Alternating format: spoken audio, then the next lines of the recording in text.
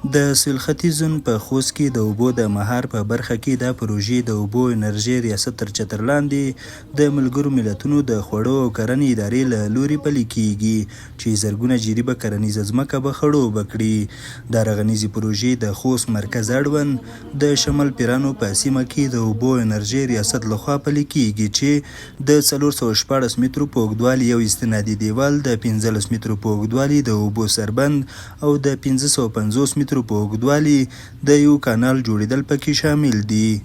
د خوست د اوبو انرژي ریاست مسؤلین وایي دا پروژې چې د ملګرو ملتونو د خوړو او کرنې ادارې د شاوخوا 290,000 امریکایي ډالرو په لګښت پلي کیږي، په بشپړېدو سره به یې شاوخوا 12,000 جریبه کرنیزه ځمکه خړوبه شي او چارې به یې د یو کال په موده کې سرته ورسیږي. نننۍ پروژه چې کومه افتتاح شوه دې کې یو سربند ده او سره استنادي دیوال ده او سره کانال ده چې د موږ ولسونه د شمال پیران خلک د اوبو د مهار کولو سره ډیر په تکلیف وو. کله چې سربند جوړ شي او استنادي دیوال او کانال جوړ شي د خلک به د اوبو نه مستفید شي او هغه ځمکې چې هغو ته د اوبو نه رسېدلې هغو زراعتي ځمکو ته به اوبه ورسېږي یا به خړوبې شي. دې باندې لګښت ټوټل 2,90,903 ډالر.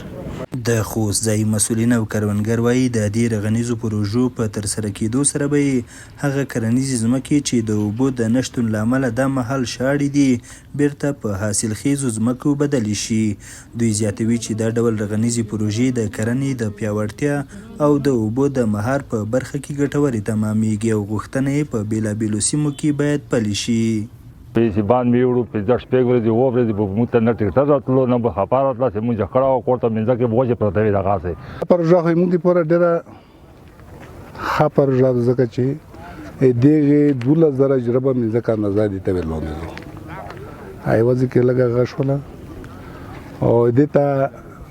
نخې سي دي ته ولونه دي د هر حصہ خپل تقسیم لري او دنه به ډېر خلک پیدا وکړي. د خوست ځوانان هم د یادو پروژو پیل ته خوښي ښیي تر څو دوی ته پکې د کاري بوختیاوو زمینه برابریږي او د ورته بنسټیزو پروژو د تطبیق هیله کوي.